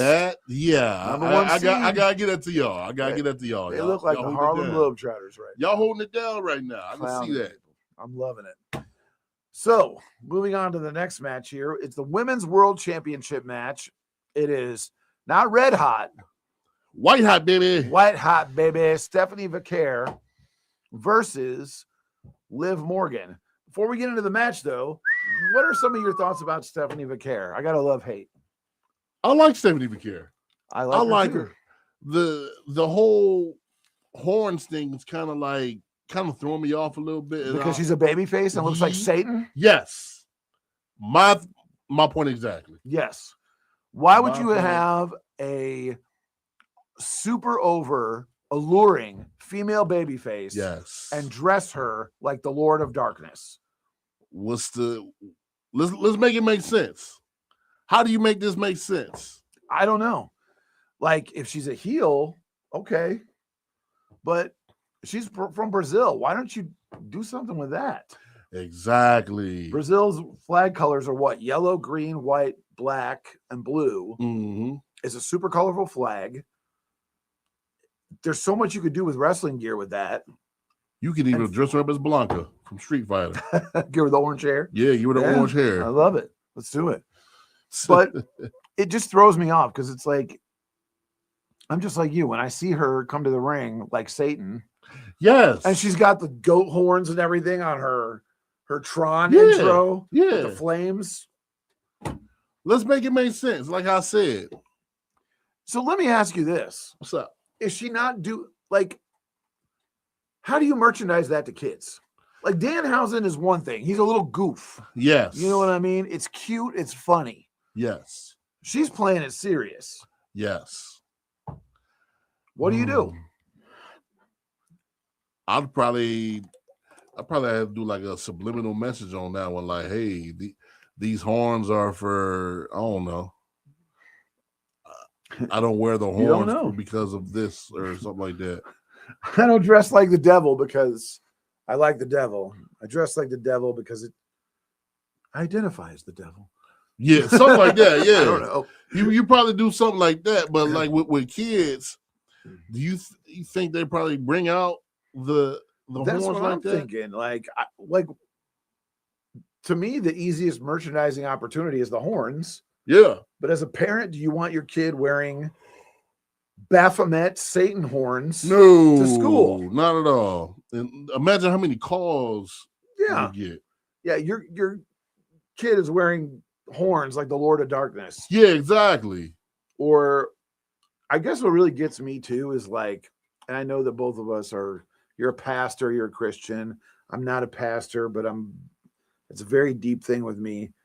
She's a baby face and she's wearing an upside down pentagram on some of her stuff. Yes. The circle of Satan. Yes. And it's like, are you trying to make it into the If you're a heel, okay. Okay. But how would you do that? My thing is this: how would you do that in merchandising? How would you trying to make some more money for yourself? Why not take that off your gear and why not make that a part of you all the time? Yeah, so like I Googled right now just out of curiosity, Stephanie Vaquer merchandise. Like, I like the La Primera thing. Yeah. That's cool. Yeah. But everything here is the goat horns, the flames, the pentagram. See, yeah. Like, I'll do away with all that type of stuff. I would too. It looks like cool merch, but to me, that smacks of villain. Yeah. Now, she's wrestling probably the most over entertaining woman on the roster. Yes. Liv Morgan is not a good worker, but she knows how to have a good match. Oh, no doubt. And she's a great character. Yep. And she's very over. So what do you do here in this? Because Stephanie Vaquer is on a big rise. She's very over with the men for obvious reasons. Mm-hmm. Her picture. She's very attractive. True story. Liv equally is over with the guys, but the Mhm. girls don't like her. And some of the guys don't like her either. Ah. Well, I think the guys don't like her because she does that whole look at me, I'm unattainable thing. Pretty much. And guys don't like that. Pretty much. So that's good heel heat. But what do you do here, Kev? Do you switch the title over to Liv and keep the Judgment Day thing rolling? Stephanie Vaquer kind of seems on the upswing. People like her with the belt, so they might not want to see her chase it. What do you think? I'll probably say just still keep her with the belt. Keep Stephanie with the belt. Yeah. Yeah, I'll say probably still keep her with the belt because, like how you said, that momentum is making that shift. Yeah. So you probably want to see where that shift goes for like a few months. Yes. So, you know, it'll jump ahead to next week, but like, you know, you've got Dom and you've got, you know, Dom and Finn Balor going at it. Yeah. Is it time to dissolve? I don't think it's time to dissolve the Judgment Day, but do you think it is? No, I don't think so. I think they got to add it, people. I think this will be an interesting match to see because I think they'll work well together despite even the injury. Even if they have the match, both of them were injured on Monday Night Raw, cracking skulls with each other. They're both in concussion protocol right now, but we'll see what happens. Big old goose egg. Big old goose egg. We'll see what happens with that. I'm excited to see it. All right. We got to go pay some bills. We come back. We're going to talk about night one's main events. See you in a little bit. Oh, here we go. Here we go. Star City Concrete is the Miami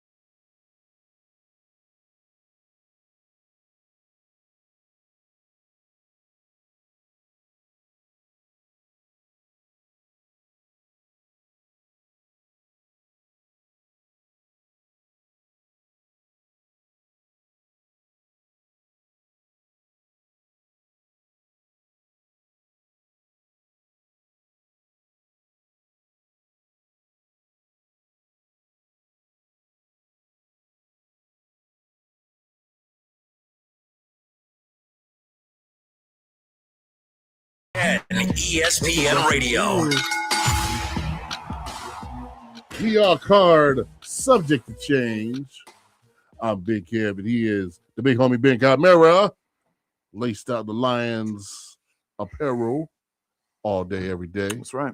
And you know, it's dinner time, so everybody's hungry right now. I know I am.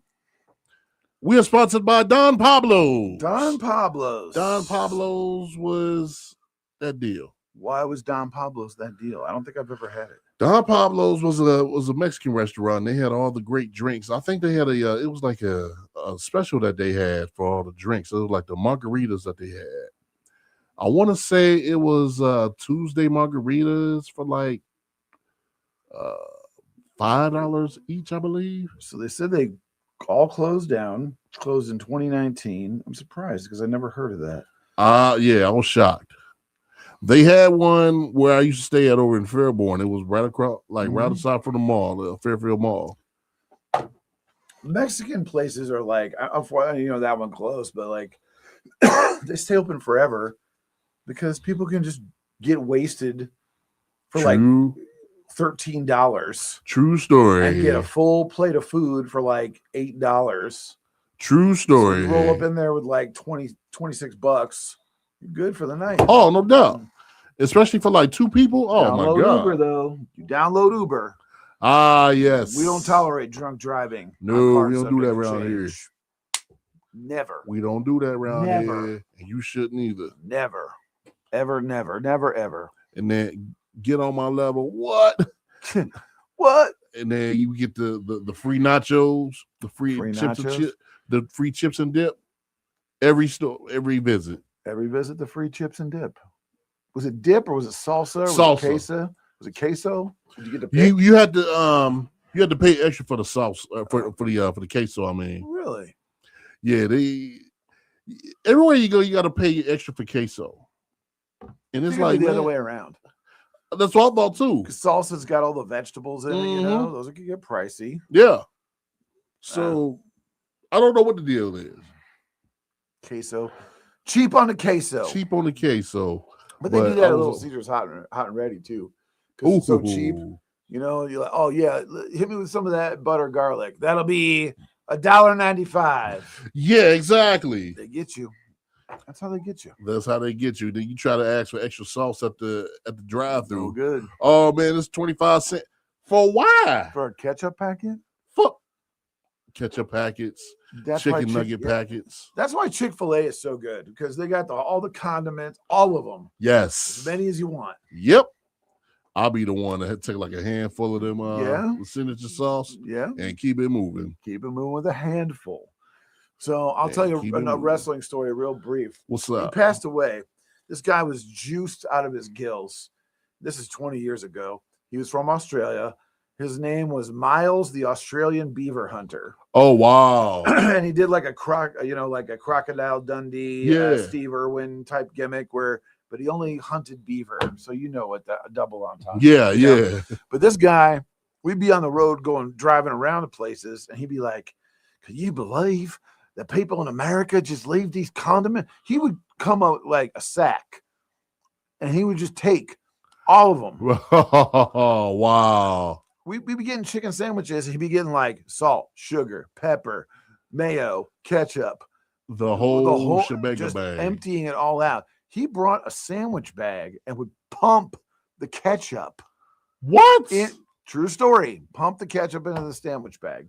Wow. I think he passed away in about 2004, but folks, steroids, they're not safe. Don't take them. Don't take them at all. Or if you do take them with a doctor. Because this guy was like, he couldn't even walk. Oh, really? He was juiced like that? Yeah. Wow. He couldn't even move. Sheesh. But looked great in an 8x10. Oh, yeah, I bet. Great in a picture. And then the bell rings, right? Our famous saying. So like Brackus, huh? Yeah, exactly. Like Brackus, super nice guy. Good Lord. Amazing. Looked amazing. Juice to the gills, but when the bell rings. Good move. Wow. Or when he moves, he's like blows his knee out. You know what I mean? He's just so, body's not certain frames are not meant to weigh that much. No, not at all. There's like, look at me and you. Like, both of us are over 300 pounds. But Yeah. like, if you're 5'8" and 300 pounds, you're gonna look like Blob. right. We're both, you're 6'5", I'm 6'4". I'm 6'4". You're not 6'4". Yeah, I'm 6'4". You're 6'5". There's no way. I just got my physical done for Kentucky. 6'4" and a half. You probably throw the half on it. I'm 6'4". All right. I was about to say, it might be the shoes. I don't know. You always wear the hat when we stand next to each other, too. True story. That throws me off. I had to clean it up a little bit. You got the wave. You have great hair. Appreciate you, man. Thank you. You know what you should do? And you're going to get mad at me or whatever. What's up? You need to grow it out. Just see how it looked like Lando Calrissian. Like, get the hot comb. You know what I mean? Yeah, get the hot comb, brush it back, Yeah. Just see how it looks. I did do the hot comb 1 year. Get little chops going there with the hot comb. And I'm What it working look on my like? chops right now, too. I'm Yep. working on that. So what did it look like with the hot comb? I slicked it back, but it was like right before I was about to get braids. I'm about to get my hair braided. Okay. I slicked it back. I didn't do the part or nothing like that. Yeah. End up looking like Cat Williams around this. You know who looked good with the hot comb? Michael B. Jordan in Sinners. Yeah. The side part and everything. That looked good. That was a sharp The look. side part. Yeah, it looked good. Hey, keep it moving. And keep it moving. All right. We got 15 minutes to talk about this main event. Oh, here we go. Main event of night one is Randy Orton, the challenger, versus the champion, Cody Rhodes. Cody Rhodes. I was really into this build I was too. until last week. Yes, me too. Now, Me too. what really tantalized me about this, and I know the internet is like, they're a bunch of babies and communists, but like, Communist.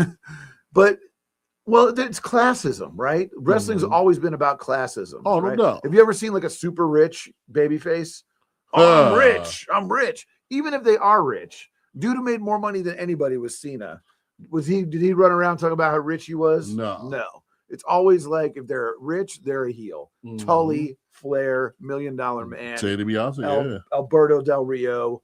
I'm rich, so I'm better than you. And I'm better than you. Yep. So the default mode when it comes to the McMahons is to hate them. Yep. Especially Vince. Oh, For especially Vince. multiple reasons. Especially Vince. Shane, to me, is a great babyface. Yes, I I agree. love Shane as a babyface. But it goes back to the classist thing, right?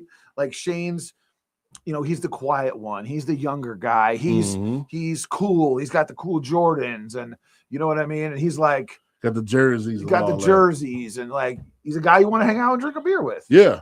Stephanie, in my opinion, the internet wrestling community hates her.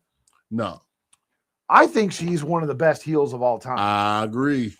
Whether it's Skanky Steph, married to Triple H, SmackDown evil Steph, but she's also good as a babyface.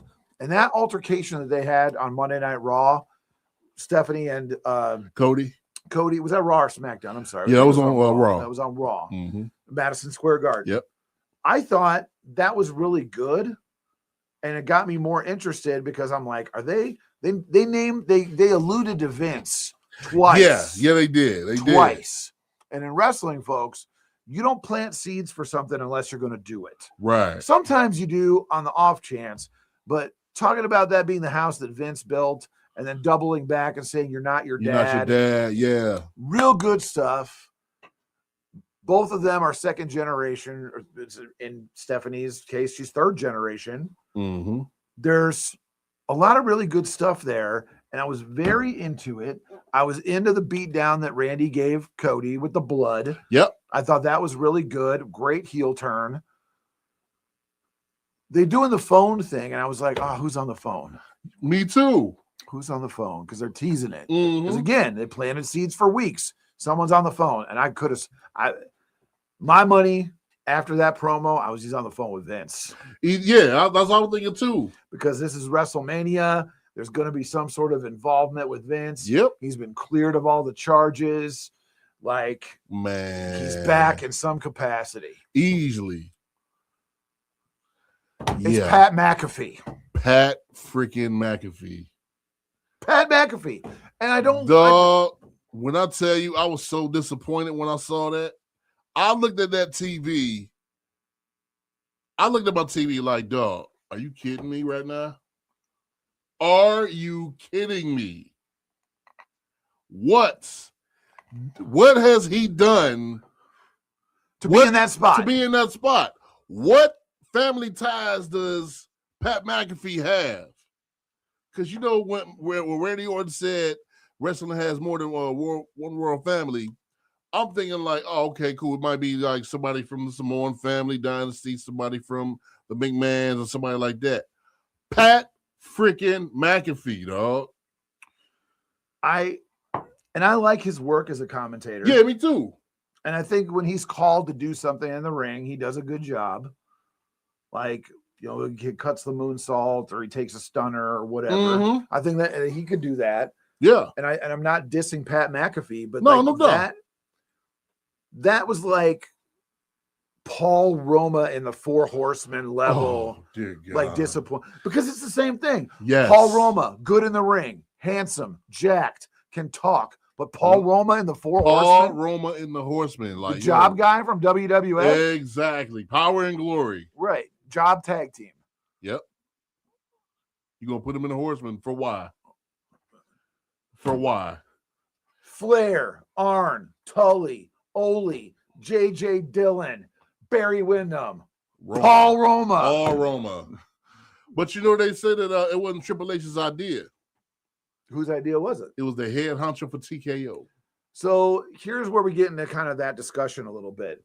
It seems like the head honcho for TKO looks at wrestling and it says, I'm just going to put whatever. So as I got celebrities and they're in a jar of peanut butter. The bread is WrestleMania. I'm going to get a scoop of peanut butter. Yes. I'm going to spread that peanut butter all over WrestleMania. And I don't care where it lands. Yep. Pretty much. You're a celebrity. You're on the show. Pretty much. And we're going to use you in some capacity. Pat McAfee turning heel and allying himself with Randy Orton. Not only is that like a lame sucker punch that doesn't make any sense, to your point, he's up until now, he's been a commentator. Yeah. Yeah. And he had made a point. He'll say like, hey, the WWE has passed me by. I don't know if I'm going to come back. He cut, and maybe he knew he was going to do this, you know, and try to like diss the WWE a little bit. Yeah. To kind of distance himself from it, to make it a surprise. That could have been very well it, but he dissed it too much. He sure did. Oh, they're doing whatever. They passed me by. I'm not into it anymore. I'm not into it. And it's whatever. It's hokey. And I'm just like, dude, well, okay. Obviously you had a falling out with somebody. Like, it's kind of like that Ronda Rousey thing. Like, you know, I think they got a lot, like whether you like Ronda or you don't like Ronda, she's a huge star. Oh, no doubt. So when she popped up in AEW, yes, everybody started talking. Everybody started watching that because you want to see what Ronda Rousey's going to do. Mm-hmm. But it's the same thing with her. Wrestling's fake. Wrestling's hokey. Yes. I don't want anything to do with it. They're a bunch of carnies.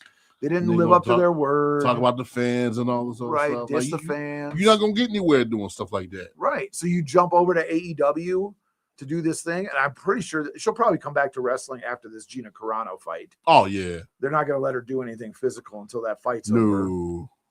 But, like, Pat McAfee's in the same boat.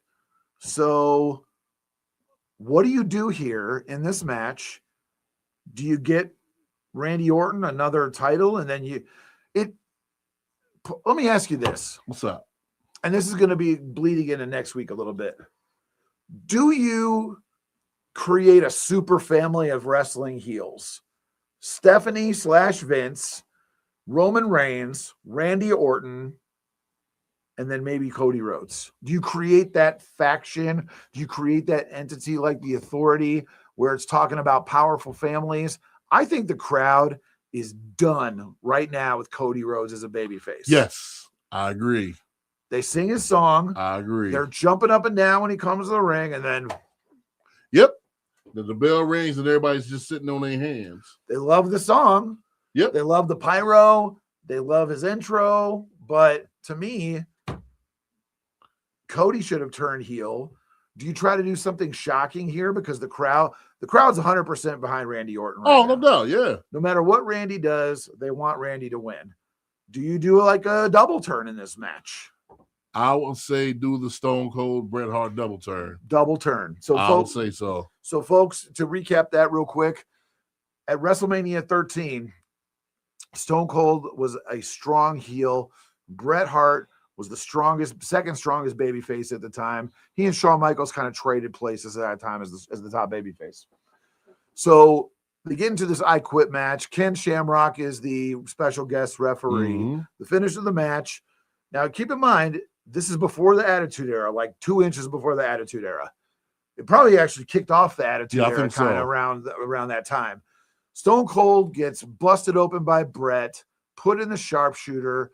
He whacks himself good. He's gushing blood out of his face. And everybody tapped out to the sharpshooter. Stone Cold passed out. Mm-hmm. He didn't tap out. He didn't give up. Shamrock had to call the match. Bret kept torturing him after the match, trying to hurt him, take his brace off, beat his knees up. Ken Shamrock had to intervene physically. The crowd was booing Bret Hart, and he had effectively turned heel. And that's 1997. So that's like Bret's best year ever. Yes. His work in 97, I'd put it up against anybody's. He turned into a whiny little boy. Yep. Great work. And then they're cheering Austin as he's getting carried to the back. And it was great. But do we do that here? Like, how do you do it here? I would say, what if Cody Rhodes flipped off the fans? Flipped them off? Flipped them off. I think he's got to turn on. I think you're onto something there. Because I think he's got to turn on the kids. Yes. Because the kids still do love him. Yes. The kids love him. It's almost going to be like when Hulk Hogan joined the NWO. Ooh, okay. So do you try to build that faction with the families? I would try to do that family faction. Yeah. But is there a ceiling for it? What do you mean? Could it go as far as like a few months or so? Maybe. I think it depends on who's part of it, because you've got Samoans, you've got McMahons, you've got Ortons, you've got Rhodes. I don't really know who else you could put in there. Yes. Other than you bring up Lexus King. Mm-hmm. You got a Pillman. You know what I mean? Like Braun Breaker is a Steiner, but like he's obviously the own thing with the Vision. But there's Charlotte. I would say I like Charlotte as a heel. I like her as a heel too. I like her as a heel. I'm not attracted to Charlotte, but I love her look because she's like perfect. Fingernails, her toes are done, her makeup's perfect, her hair is perfect, her gear is perfect, her body's perfect, her tan is perfect. She's just like her dad. Pretty much. When she's cutting a promo, she could be on the runway in Italy. You know what I mean? In her outfit, and her gear is impeccable. The robes, always, all that stuff. She's literally the second coming of her dad, which to me smacks of a heel. But like, up until she tagged with Alexa, the crowd was sick of her in general too. Yeah, I agree. They were just like, we're not having it. But now she's got this new lease on life, and like, she's doing that stuff with people that are developmentally disabled, like that little girl and the Make-A-Wish stuff. Yeah, and you don't want to turn, you don't want to tip that over. No, you don't want to do that just yet, like how you said, because of like the Make-A-Wish kids and things like that. Yeah. But there's something there, and I think this is how they save the hype for WrestleMania. You got to do something shocking. Just like freak people out, man. And I don't know, obviously night 2 is night 2, night 1 is night 1, but they got to do something big to end night 1 to get people hyped for night 2. Because when you look at the night 2 card overall, on paper, again, it looks awesome. Your opener is Oba and Brock. Yes. For night 2. That's your opener. And then you go into that ladder match, which has no hype, but everybody in that match is good. Mysterio, Javon, excuse me. I'm sorry. Yeah. You got Penta, you got Rusev, and Rusev's in there to catch people, basically. Pretty much.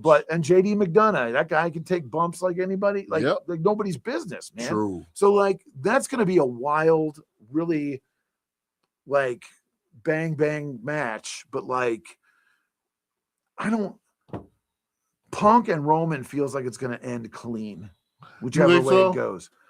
Do you turn Roman heel? Because Roman's been playing the heel this whole time. Yeah, he has been. But when Punk was cutting his pipe bomb part 2, garbage. But when he's doing that, like the crowd's booing Punk still and chanting OTC.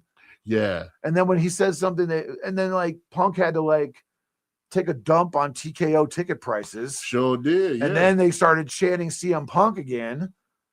But that crowd wants Roman. Yeah, they do. And I don't know if that's because Punk's played out or he's ripe for a heel turn.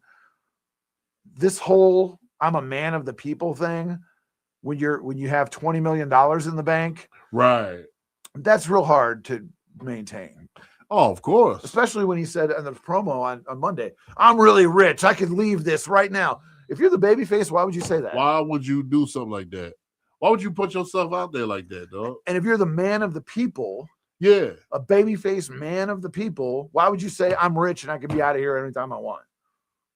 I'm not saying the promo was bad, but go ahead. So what are your thoughts on that promo? Like I said, man, you doing heel stuff, but you a babyface. Like, come on now. What's the theme of the night? Let's make it make sense. Right. It's good that the audience's energy level is through the roof for this match, but you could really screw it up on the finish if you don't pick the right person. And right now that audience wants Roman. Yes. They don't want Punk. I think Punk needs a break. See, yeah, I would say so. Not him being injured or nothing like that. It's just you just need a break. Just off TV for a couple. How can I miss you if you won't go away? Exactly. That's normal. Like in wrestling in my career, if I feel like I've done everything I can do at a company, I just move to another company. Mm-hmm. That's not being disrespectful to the fans, but like you've already seen me do it all. So what's the point in keep on trucking? Right. All right. I guess that's it for night 1 of WrestleMania. Woo. Who you got in the match? Who do you think? Orton. Orton? I say Orton, but I think it's going to be a bunch of buffoonery with a bunch of people running in and doing weird stuff. Well, yeah, McAfee's going to have his hand in everything. Yeah. Looking like the proud boyfriend. That's my man. Randy Orton right there. That's my man. I know we're a little bit over, but like him trying to shoot like he's like this veteran wrestler. Yeah, like come on, man. Oh, I hate this company. What do you know, dude? Dude, you played football for the Colts. Right. Sit down somewhere. As a punter, and you've been doing this for like 20 minutes. Yeah, exactly. Go sit down somewhere, dude. Go sit down. But I think it's Orton too, but I think it's a bunch of buffoonery. I'm excited for it, because I really do want to see it. But even though we talk about it being underwhelming, I think the show is going to be great. Yeah. And I think y'all should join us that night and watch along. Remember, we're going to be putting the StreamYard link in the chat. You're going to be able to join us live on the air while you're watching WrestleMania, and you're going to be able to comment right alongside of us. So make sure you mark that down on your calendars. Join us in 2 weeks. 2 weeks, is it? Next week. Join us next weekend. Next weekend for WrestleMania. I can't believe it. It feels like it's far off, but it's right there. It does. That's wild. Night 2 preview next Thursday, Saturday, and Sunday. We'll be live with you for WrestleMania. You guys have a great week. Stay safe out there. Kev? Y'all be good. Thanks for listening. Peace. Hey, Cordell Transportation is now hiring experienced Class A CDL drivers. Excellent.